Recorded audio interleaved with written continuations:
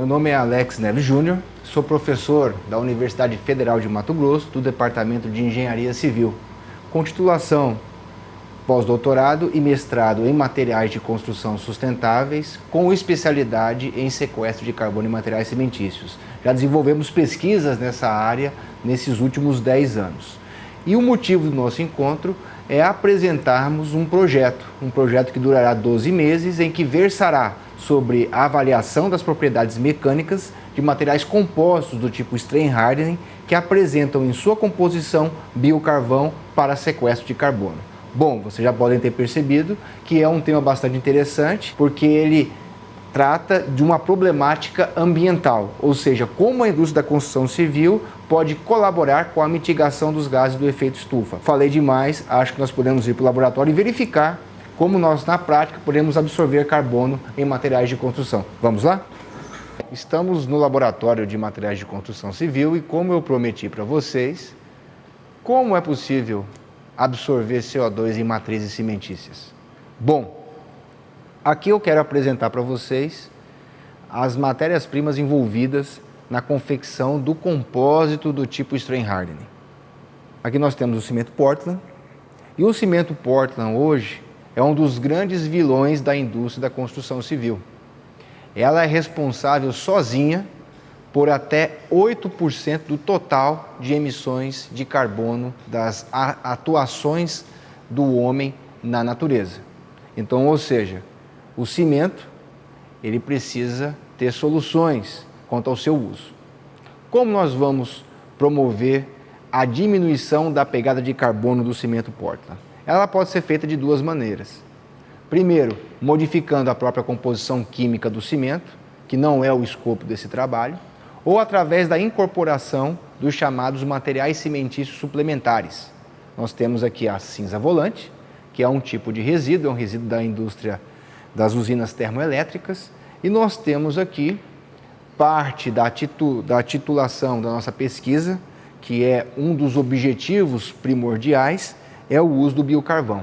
Então, como nós mitigaremos os efeitos do aquecimento global ocasionado pelo CO2 incorporado por esses materiais, especificamente o cimento Portland? Nós vamos substituir parcialmente o cimento Portland pela cinza volante e pelo biocarvão. E o biocarvão é um resíduo originário de uma biomassa.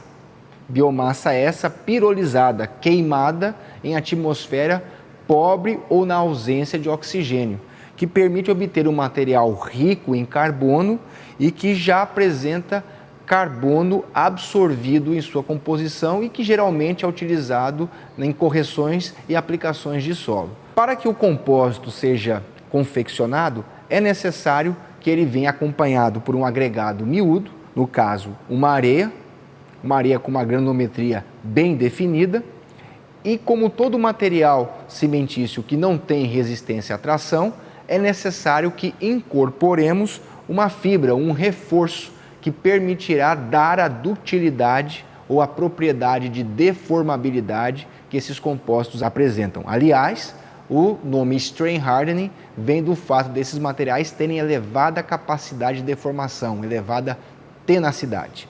Pois bem, unificando esses materiais e aplicando corretamente um princípio de dosagem cientificamente elaborado pelo idealizador desse compósito, o professor Victor Lee, da Universidade de Michigan, nós temos como principal objetivo recompor esse material, reproduzir esse material, incorporando o biocarvão, que é, aliás, um resíduo muito comum aqui no nosso estado, que é rico através do agronegócio em geração de biomassa. Então podemos incorporar um biocarvão obtendo um material com essa performance mecânica e ao mesmo tempo garantir uma redução da sua pegada de carbono através da incorporação de resíduos e do tratamento com CO2. Mas o que vem a ser esse tratamento com CO2?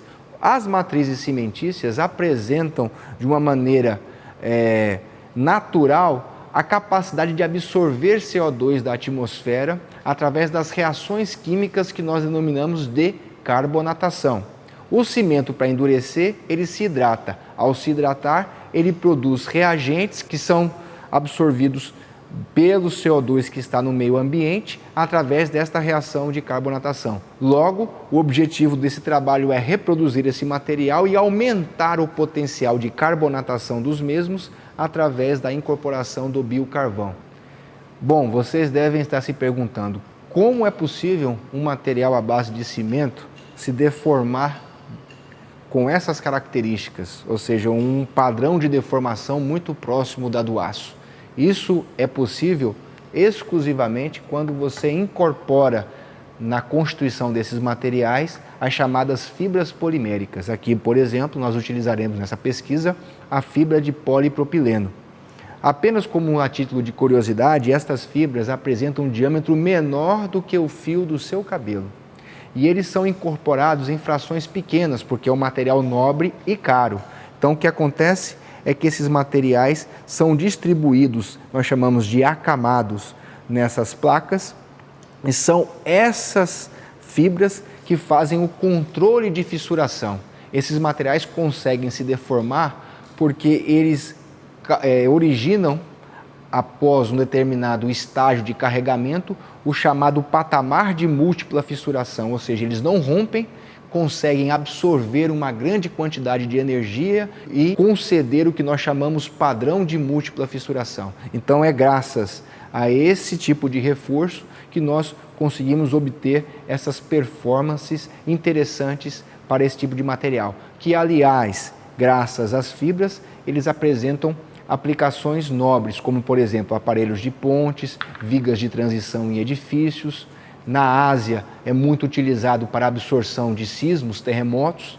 Então é um material que apresenta então grande apelo científico, grande apelo prático do ponto de vista de grandes construções e obras importantes. Bem, como mencionei anteriormente, a captura de carbono acontece através da reação de carbonatação. Essa reação de carbonatação pode acontecer naturalmente no ar, porque nós temos uma certa concentração, apesar de baixa, mas temos de CO2 no ar atmosférico. Então esses materiais, eles podem reagir naturalmente com o ar e absorver carbono, mas também ela pode acontecer através de forma acelerada, de um processo acelerado que nós chamamos de cura carbônica, onde nós precisamos de uma instrumentação que possa injetar gás carbônico com uma concentração elevada para acelerar o processo de absorção de CO2 nessas matrizes. Existem várias formas de nós mensurarmos a absorção de carbono em matrizes cimentícias. Uma dessas formas acontece através do ganho de massa. Quando nós misturamos a matéria-prima antes do tratamento com CO2, eles apresentam uma massa definida. Após o tratamento com CO2, seja em condições naturais, seja através da cura carbônica, que é quando aceleramos a reação de carbonatação, acontecem alterações microestruturais dentro dessa matriz em função da formação de carbonato de cálcio nos poros, que mudará consequentemente a densidade desses materiais. E essa mudança de densidade é detectada através de alterações de massa. Então, uma das técnicas que nós utilizamos é mensurarmos, monitorarmos as variações de massa que acontecem com estas amostras, que nós denominamos de corpos de prova, durante um certo intervalo de tempo sob a incidência do CO2 e através desse monitoramento, dessa variação de massa, verificarmos se de fato está acontecendo ou não o sequestro de carbono.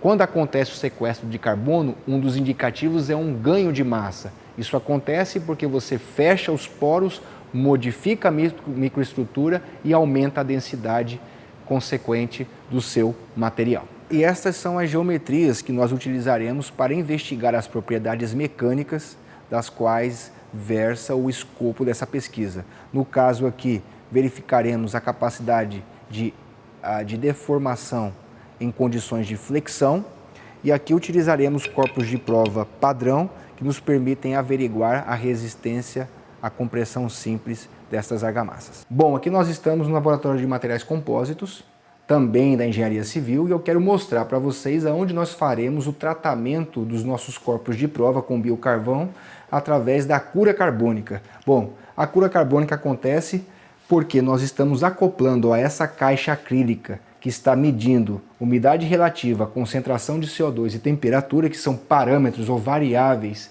que influenciam na carbonatação.